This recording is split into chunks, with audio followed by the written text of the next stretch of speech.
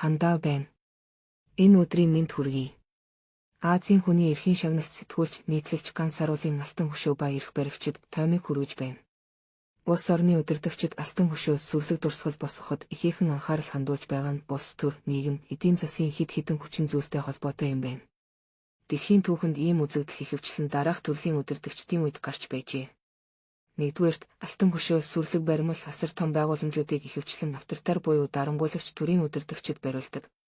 Жишээлбэл, Туркменистан улсад Сапар Мурат Низа өөрийгөө алтан баримлаар мөнхжүүлж нийслэлд нь олон тооны тансаг байгууламж бариулсан. Умард Солонгост Ким Ир Син, Ким Жон Ил нарын аврах том хөшөөнүүдийг улс орны хүнд хэцүү нөхцөлд ч гэсэн барьсан.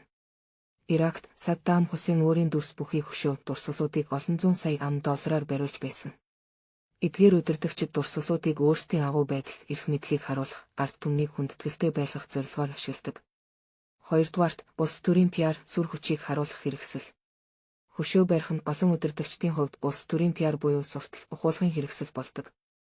Эдийн засгийн хүндрэлтэй үед ард иргэд бухимдалтай байдаг тул удирдагчид түүхэн бэлгэдэл ашиглан үндэсний бахархлыг өдөөж анхаарлыг өөр зүйлд хандуулахыг оролддог. Төсвийн мөнгийг үр ашиггүй зарцуулсан гэсэн шүүмжлэлийг хөшөө, соёлын бүтээн байгуулалтаар халахвчлахыг оролддог.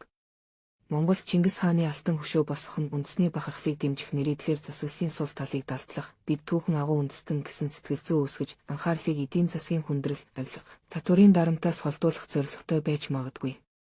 Гуравдугаарт, баялагын тэгш бус хуваарлалт ба элитүүдийн сэтгэлгээ.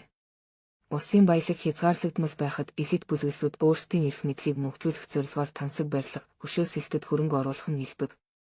Энэ нь олон нийтээс тасарсан, тусгай давхарга болсон улс төр, бизнесийн бүлэглэлүүдийн сэтгэлгээтэй холбоотой. Тэд ард түмний бодит амьдралаас тасарч, бид түүхэнд үлдэх ёстой гэсэн төсөөллөөр шийдвэр гаргадаг. Монголын эрх баригчдын хувьд Чингис хааны хөшөө нь тэдний үндэсний удирдагчид гэдгээ батлах, өөрсдийгөө түүхтэй холбож харуулах гэсэн оролдлого байх магадлалтай.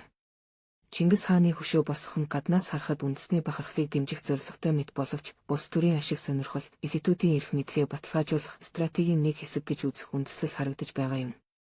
Хэрэв улс орны эдийн засаг хүчрэхэд ард иргэдийн амьдрал сайжирсан үед ийм хөшөө босгож байвал соёлын хөрөнгө оруулалт гэж үзэж болох юм.